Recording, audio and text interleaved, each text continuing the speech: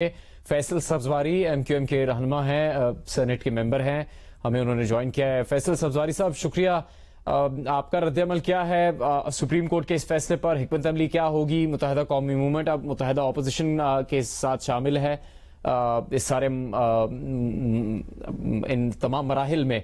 और खालिद मकबूल सिद्दीकी साहब ने एक बात कही थी प्रेस कॉन्फ्रेंस में तहरीक अदम-ए-एतमाद पहले सामने आने से कि जो हमारी नशिस्तें एमक्यूएम की उसके बगैर ये हुकूमत बन भी नहीं पाई थी और अब बच भी नहीं पाएगी, तो उसके अंदर कई और मराहिल आ गए, लेकिन हत्ती तौर पर यह बात सच साबित हो रही है। हिकमत अमली क्या होगी अपोजिशन जमातों की? बहुत बहुत शुक्रिया जुनेद। पहले तो पूरे पाकिस्तान के तमाम आईन परस्तों को बहुत बहुत मुबारक हो। यानी हमारे दोस्त में ये देख रहा था मीडिया पे भी तज्जियाकार मुख्तलिफ ये इसको डाउन प्ले करने की कोशिश कर रहे थे कि जनाब आर्टिकल 25A की भी तो खिलाफ वर्जी हो रही है मुल्क में, और ये भी हो रहा है। मेरे ख्याल में सबवर्जन में और आईन के बहुत सारे और जो दीगर शिक़े हैं वो उन पर मुकम्मल अमल दरामद ना करने में जमीन आसमान का फर्क है। इसलिए मुबारकबाद हो और उन सबको कि हमें तो इन्होंने गद्दार ठहरा दिया था।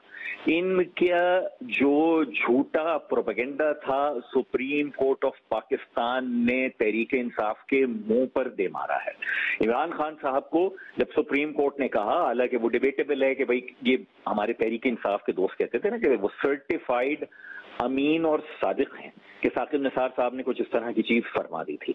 तो आज आईन पाकिस्तान की खुल्लम खुल्ला खिलाफ वर्जी को, डिप्टी स्पीकर की रूलिंग को, वजीर आजम के फैसले को, सदर ममलकत के फैसले को सुप्रीम कोर्ट ने कहा है ये आईन के खिलाफ है। मैं उस एक्सटेंट तक नहीं जाऊंगा जिस तक तहरीक इंसाफ गई है कि ये कोई गद्दार हैं, लेकिन बहरहाल आईन शिकनी का रास्ता किसी भी सूरत में रोकना चाहिए, पहली बात। दूसरी बात ये कि हम बहुत कमिटेड हैं कि जनाब प्रोग्रेसिव सियासत की गुंजाइश निकालनी चाहिए। किसी को भी काफिर और गद्दार देने का सिलसिला, खा वो मुत्तहिदा अपोजिशन में हो या पीटीआई में हो या कोई और हो, उसको रोकना चाहिए। एमक्यूएम ने बहुत सोच समझ के ये फैसला किया, अपने लोगों के लिए किया, जो हमारे मुआहदे हैं हम लोगों के सामने लेकर आए कि जनाब पाकिस्तान की जो इज्तिमाई सियासी दानिश है, पाकिस्तान की जो पॉलिटिकल एलीट है, उसके दस्तखत हैं उन मुआहदों के ऊपर। हम उनके अमल दरामद चाहेंगे हुकूमत से। हमारे अंदाजा है कि ज़र मुबादला के ज़खायर हों, हम पे हमारी करेंसी पे प्रेशर हो, आज जो शरह सूद बढ़ी है, जो महंगाई है, ये सब कुछ मुश्किलात हैं आने वाली हुकूमत के लिए। लेकिन साथ ही साथ हम शहबाज शरीफ साहब की उस बात को भी बहुत वेलकम करते हैं जो उन्होंने पहले कही थी, और शायद उनकी अपनी जमात से भी इतनी मकबूल नहीं हुई थी वो बात, जो उन्होंने चार्टर ऑफ इकोनॉमी की कही थी कि बहुत जरूरी है कि मुश्किल मुआशी फैसले। जी साहब, एक सवाल मैं आपसे करना चाह रहा था, लेकिन जो आपने जवाब दिया, शहजाद इकबाल बात कर रहा हूँ, उसके बाद वो सवाल करने का फायदा तो नहीं है, लेकिन क्योंकि सोच लिया था तो फिर भी कर लेता हूँ। अब भी 36 घंटे हैं, क्या फैसला तब्दील हो सकता है एमक्यूएम पाकिस्तान का? शहजाद, आपका जो तंज भरा सवाल है ना, ये एमक्यूएम की जो तारीख रही है उसके हवाले से बिल्कुल जायज है।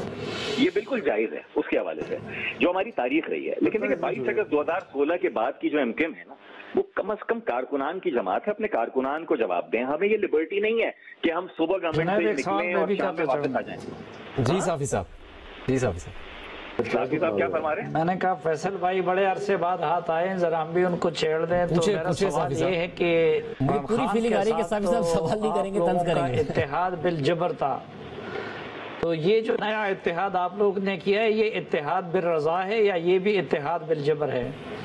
जनाब इत्तेहाद बिल रजा है, और वो जो बिल जबर था उसको तो हम पहले रोज से कह रहे थे ना कि ये नशिस्तें हमसे छीनी गई हैं। तहरीक इंसाफ को हम ये मार्जिन देते थे सलीम भाई कि इनमें इतनी सकत नहीं थी कि हमसे छीन सकते। सबको अंदाजा था कि सीट्स इनके लिए मैनेज की गई हैं। और मैं एक ऐसी जमात के जिसके 170 कारकुनान उस वक्त लापता थे और 2000 से जायद जेलों में कैद थे, मुझे अपनी चीजें मैनेज करनी थी, ब्रीथिंग स्पेस चाहिए था। हैविंग सेड दैट, मैं आज भी देखे ना पाकिस्तान की पॉलिटिकल एलीट से लिखवा लिया है कि लापता अफराद का मसला हल करना चाहिए, खा बलूचिस्तान हो या कराची हो। कराची के लापता अफराद के लिए तो कोई बात ही नहीं करता था। पाकिस्तान का कोई भी बड़ा सियासी रहनुमा हमने लिखवाया है उसके ऊपर। जी हामिद मीर साहब, आप बड़ा मुस्कुरा रहे हैं। मैं इसलिए मुस्कुरा रहा हूँ कि फैसल भाई भूल जाते हैं कि हम इनके जो लापता अफराद हैं उनके लिए न सिर्फ आवाज बुलंद करते हैं बल्कि उसकी वजह से हम काफी मुश्किलात का भी शिकार हुए। आपको वो पॉलिटिकल एलीट नहीं शुमार करते ना, आपको आम आदमी तस्वुर करते हैं। मैं शुमार करता हूँ, पॉलिटिकल एलीट में नहीं करता, वरना मुझे याद है आप पर जब पाबंदी लगी हुई थी तो भी आप वॉशिंगटन पोस्ट के लिए लिख रहे थे और मैंने आपसे गुफ्तगू की थी उस मसले के ऊपर। हामिद भाई बिल्कुल, लेकिन भाई साहब मगर एक जो मसला है वो अपनी जगह पर है कि आपका जो डायरेक्ट इलेक्शन में मुकाबला है कराची में वो तहरीक इंसाफ से है और बयानिया तो यही रहेगा उनका कि जी ये देखें मुल्क मुखालिफ हैं और एक साजिश के तहत हमारी हुकूमत गिराई गई थी। इसका आपको लगता है कि आप काउंटर कर लेंगे या उतनी सीटें आपसे एक दफा फिर तहरीक इंसाफ ले जाएगी कराची में? देखें शाजिब, ये तो उंगलियों पर हम गिन सकते हैं कि जो पिछले इंतखाबात में इनको सीटें मैनेज करके दी गई थी उसमें से कम से कम आधी तो ये जीते ही नहीं थे। कागज पर दो दिन के बाद जो है वो नताइज हुए, यानी चित्राल का नतीजा 6 घंटे में आ गया था और कराची जिला वस्ती का नतीजा 2 दिन के बाद आ रहा था। तो वो तो इनके लिए मैनेजमेंट हो रही थी, वो इस दफा तो होगी नहीं। इनके कई एमएनएस को आप और हम सब जानते हैं जो किसी से पैसे मांग रहे थे, किसी से अगले इंतखाबात के लिए अपनी नशिस्तें मांग रहे थे। कराची के इनके कई एमएनएस हैं जिनका हमें इल्म है कि उन्होंने हफीज शेख साहब को वोट नहीं दिया था। और ये वाली बात कीजिए, अमेरिका का जो यार है गद्दार है, ये तो बचपन से मैंने तो स्टूडेंट पॉलिटिक्स की है, तो जमात इस्लामी कराची की गलियों में कहती फिर रही। लोगों को इसी नारे के ऊपर अगर वोट देना है तो जमात इस्लामी को क्यों ना दे दें।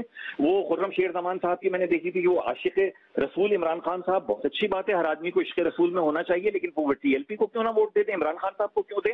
लोग तो ये पूछेंगे ना, अभी हम रमजान की शॉपिंग कर रहे हैं, अभी हमें ईद की शॉपिंग करनी है, हमने आटा खरीदना है, शक्कर खरीदनी है, ये सारी की सारी जो महंगाई है उसका जवाब तो देना होगा। जो गवर्नेंस से मसाइल है और नई हुकूमत जो आएगी, तो अभी तो एक स्कैंडल है जो अलीम खान साहब ने जिस पर से पर्दा उठाया है।